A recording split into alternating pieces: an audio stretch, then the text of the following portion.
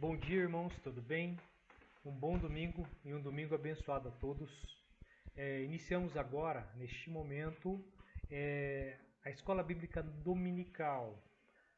Nós estamos tratando sobre chamados para adoração, é o tema desse trimestre, e nós estamos estudando os livros de Levítico, Números e Deuteronômio.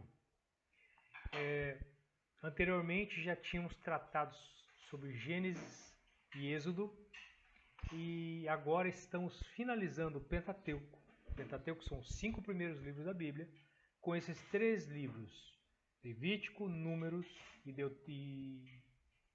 Deuteronômio. É importante a gente citar um parêntese aqui. Nós estamos falando sobre a EBD número 9, na aula de hoje, e o tema de hoje é adoradores verdadeiros não murmuram. Antes da gente adentrar nesse tema, que é um tema extremamente rico e extremamente interessante para os dias de hoje, vamos contextualizar um pouco de história e geografia do que aconteceu com o povo de Israel até chegarmos nesse ponto em Números. Nós, nessa lição do EBD 9, nós vamos falar sobre Números 11, 12, 13, 14 e capítulo 19. Nós vamos tratar sobre esses capítulos do livro de Números. Já falamos anteriormente sobre Levítico e agora continuaremos sobre Números, depois, posteriormente, para encerrar o trimestre, Deuteronômio. Esse tema de hoje é um tema extremamente rico, complexo e muito atualizado para a nossa vida cotidiana, pois o título é Adoradores verdadeiros não murmuram. Vamos primeiramente contextualizar o que está acontecendo com o povo de Israel. Nós vimos no livro de Êxodo que Moisés tirou o povo de Israel do Egito através dos milagres de Deus, atravessou o Mar Vermelho e chegou até a península do Sinai. Então o povo de Deus estava na península do Sinai, e no sul dessa península do Sinai é uma península que liga o Egito a Canaã, ao que hoje é o estado de Israel, liga o continente africano com o continente asiático via Canaã. E aí, nessa península, lá ao sul dessa península, tem um monte chamado Monte Sinai ou Horebe, onde Moisés conversava com Deus nesse monte. E o povo de Deus, que tinha saído de lá do Egito, acampava em volta. Nós temos que entender que o povo de Deus nesse momento era um povo ainda iniciante. Eles tinham saído de 400 anos do Egito, depois de 400 anos, e de vários anos de escravidão. Então, essa geração que estava com Moisés não sabia o que é a liberdade. Eles saíram do Egito como escravos.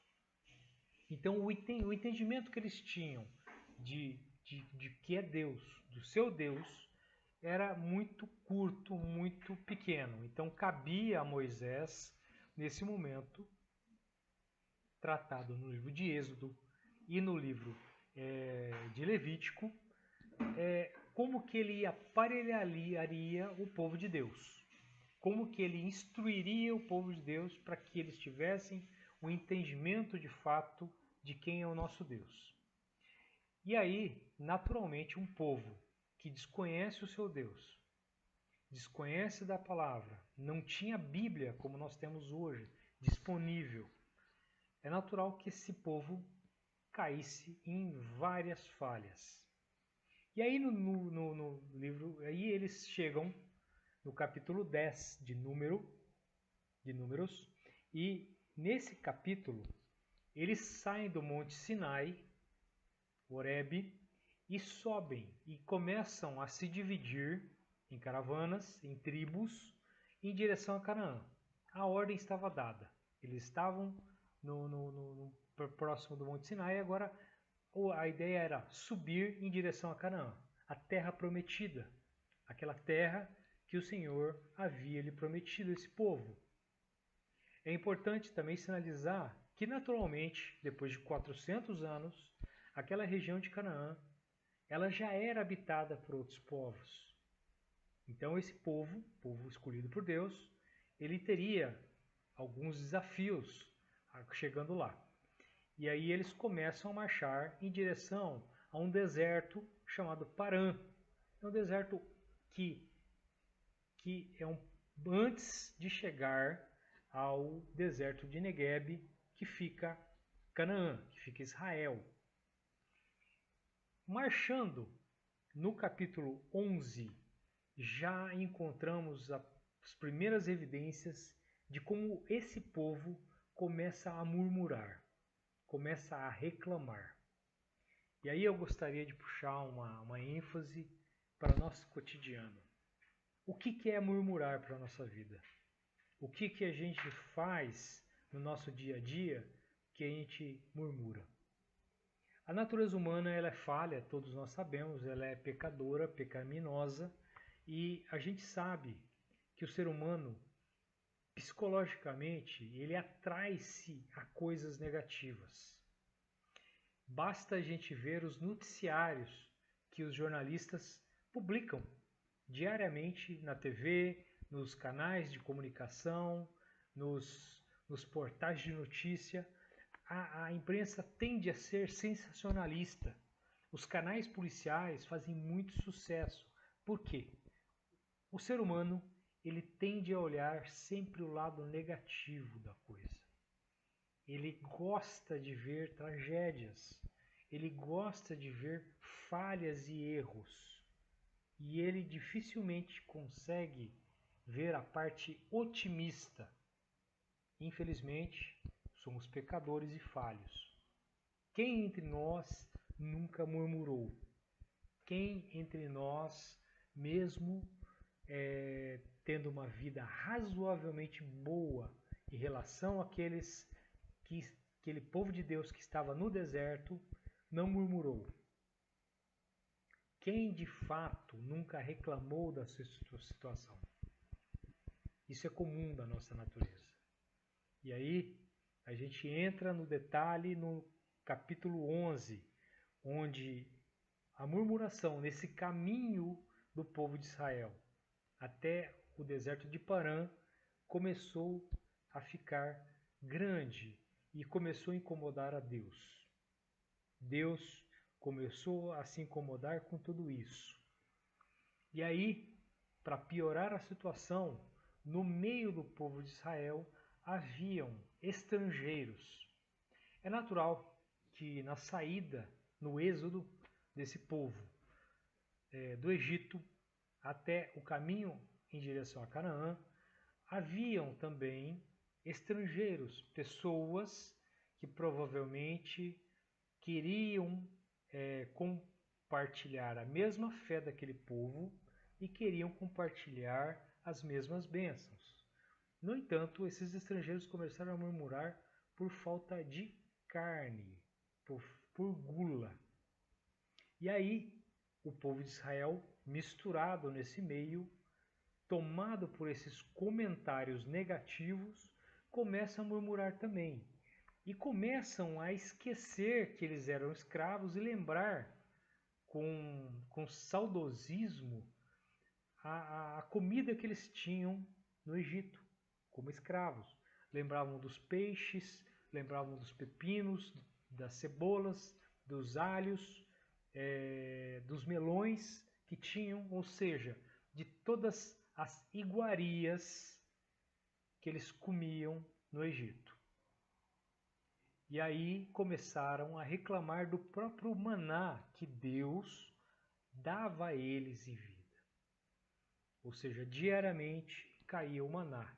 E aí, em números 11, há uma descrição detalhada desse maná. Esse maná era uma sementinha parecida com mostarda que caía logo depois do orvalho da manhã e era parecida com uma resina.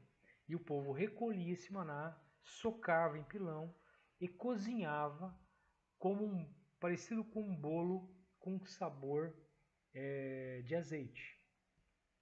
Então, o livro de Números, o escritor, provavelmente Moisés, detalhou a comida que eles tinham, o hábito alimentar que eles estavam tendo nessa trajetória até Canaã.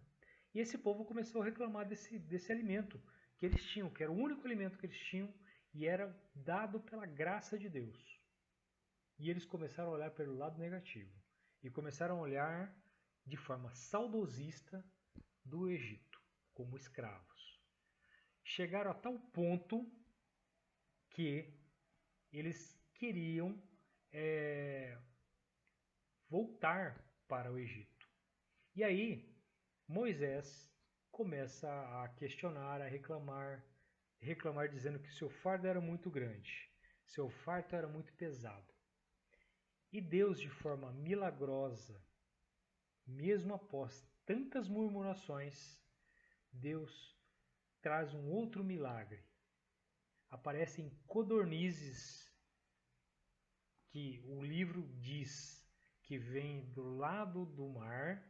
Essas codornizes, essas aves, elas começam a voar em altitude baixa, de forma que o povo de Deus pudesse colhê-las, catá-las, capturá-las para comer. E aí existe um detalhe importante que algumas pessoas eles começaram a recolher tantas codornizes que se encheram de barris e mais barris dessas codornizes, de carne, como eles estavam falando. Então, além de maná, eles tinham carne agora nesse momento. Codornizes, mais uma prova de que Deus estava com eles, mesmo sendo murmuradores. E aí, Deus castiga alguns deles pela gula e pela murmuração. Alguns deles morrem por esse pecado de murmurarem e colocarem a gula deles acima do racional, acima da fé que eles deveriam ter sobre Deus. O capítulo 12 já fala sobre Miriam e Arão, que questionam a autoridade de Moisés. Eles começam até a questionar que será que somente Deus conversa com Moisés e não conversa com outras pessoas do acampamento? E aí eles começam a questionar inclusive do relacionamento que Moisés tinha com uma cuxita. Ele casou-se, o livro fala que ele casou-se com uma cuxita. O termo cuxita significa etíope. São pessoas daquela região noroeste da África, nordeste da África, melhor dizendo, e que provavelmente o livro ele não esclarece muito bem, mas pode ser da esposa de Moisés, a filha de Jetro, que ele se casou primeiro, ou pode ser uma segunda esposa, pois naquela época os homens tinham várias esposas.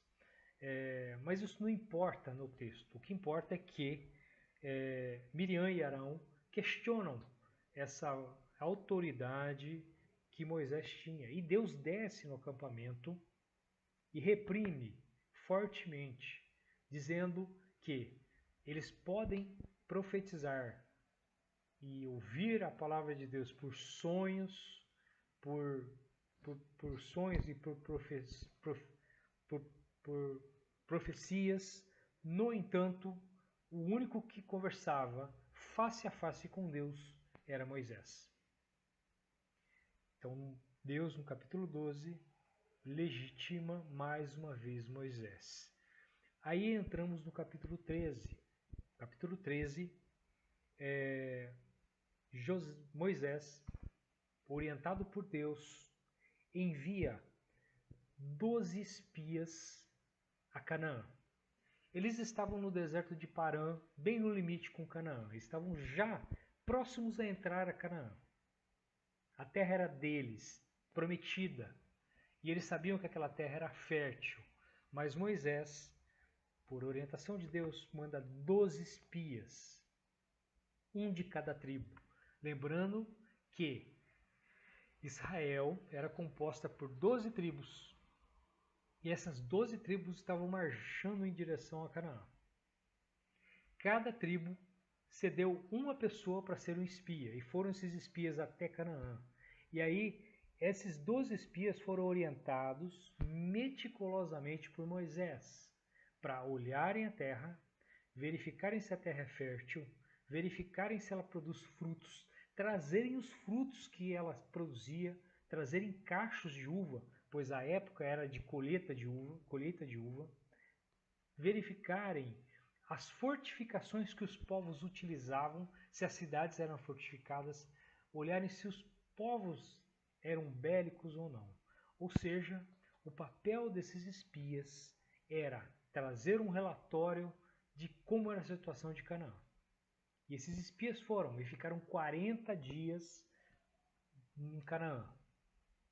E o texto relata que eles trouxeram um cacho de uva em duas. Duas pessoas dois espias tiveram que levar um cacho de uva de tão grande que ele era. Então a terra era extremamente fértil, terra de Canaã.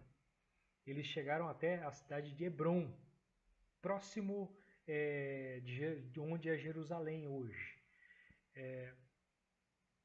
E aí eles retornam, e aí eles passam, os 12 espias passam um relatório para Moisés e para as tribos de Israel.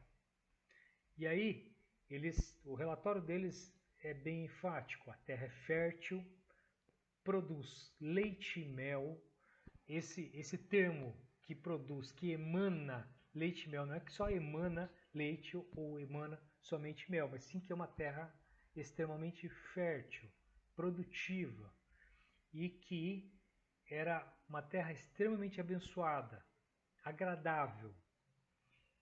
Mas parte negativa desses espias começa a murmurar e a passar um relato negativo da situação. Começam a dizer que, no entanto, quem ocupa essa terra são povos extremamente fortes, poderosos, grandes, extremamente fortificados, e que eles não teriam chance alguma contra esse povo. E que aquela terra, eles chegaram ao absurdo de dizer que aquela terra devorava as pessoas, de tanta maldade, de tanta coisa ruim que existia naquela terra. Ou seja, eles trouxeram dois relatos. Um positivo, dizendo da terra que é extremamente fértil, agradável, e a outra de que os povos que estavam lá eram povos extremamente fortificados, grandes, e que eles pareciam gafanhotos próximos desses povos, de tão grandes que eles eram. E aí o povo de Deus volta a murmurar novamente. E aí o povo de Deus entra em pânico e começa a murmurar em demasia. Começam a questionar, inclusive, por que não, que era melhor eles terem morrido no Egito do que morrer naquela terra desconhecida. Começa a questionar a autoridade de Deus e a bênção que Deus tinha colocado para eles. Começam a reivindicar um novo líder para aquela campanha, para retornar ao Egito. Eles queriam fazer isso. E Caleb e Josué, os dois únicos espias desses 12, contradisseram esses espias, dizendo o seguinte, que não, que a terra era deles, que eles deveriam marchar sim e que Deus estava com eles. Caleb, principalmente, mostrou uma fé inigualável e de que eles deveriam marchar, contradicendo todo o relato negativo dos demais espias.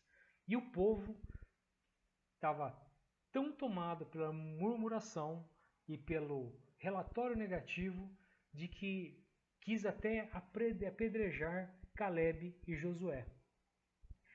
Interessante a gente ressaltar que Josué tinha o nome de Oseias e Moisés trocou o nome dele de Josué.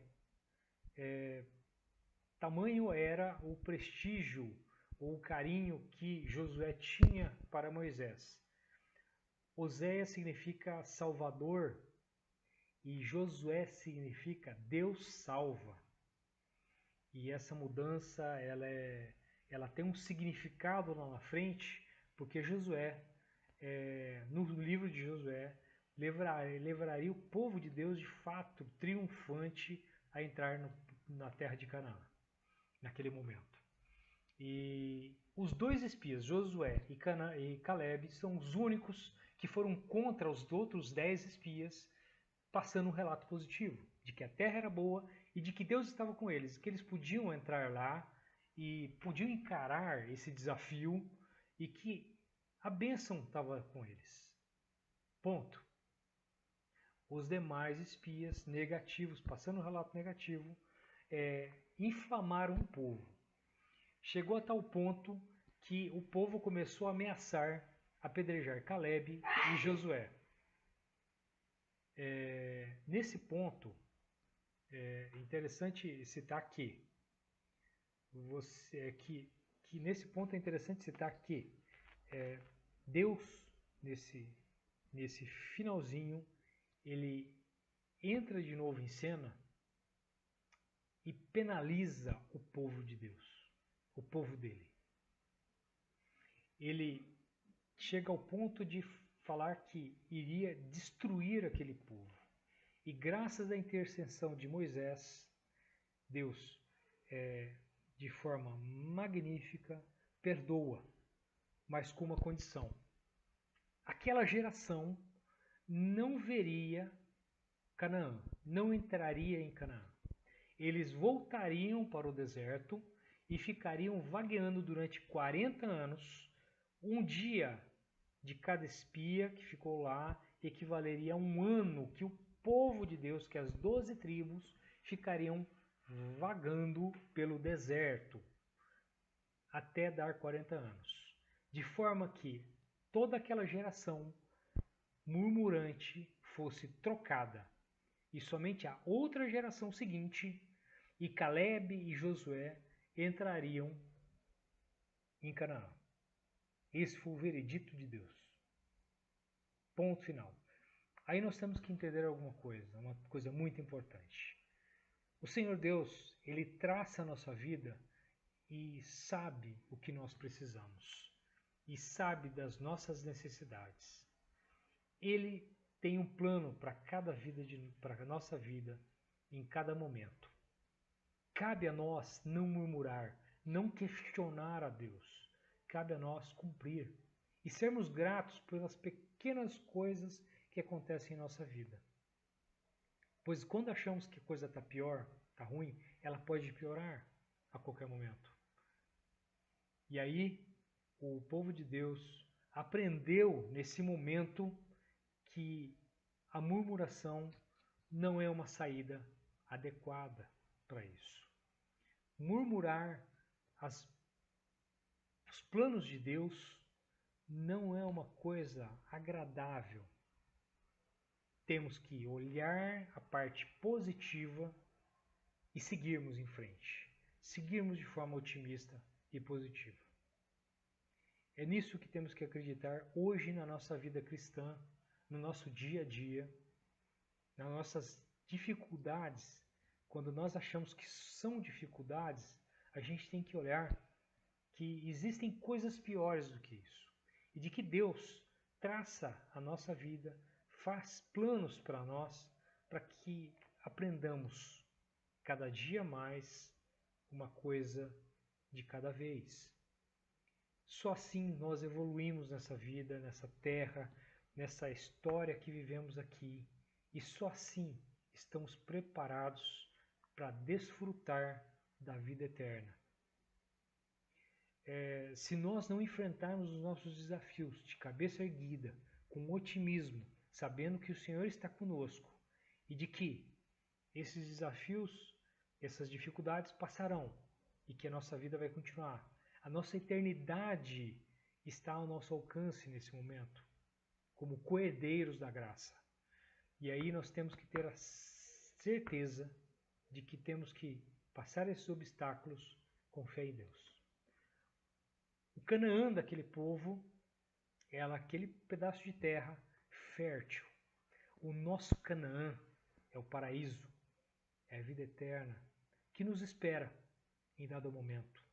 Então não deixe as dificuldades de dia a dia trazerem murmuração em nosso coração e questionamentos.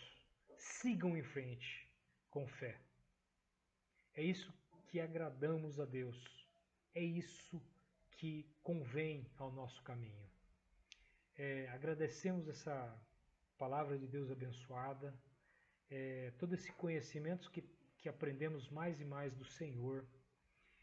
Como é bom aprendermos da palavra de Deus no dia a dia, como é bom a gente entender os planos que Deus tem para nós e sabermos que cada detalhe na nossa vida tem uma importância vital e temos que valorizá-las. E aí, é isso que agradecemos em nome do Senhor Jesus. Amém.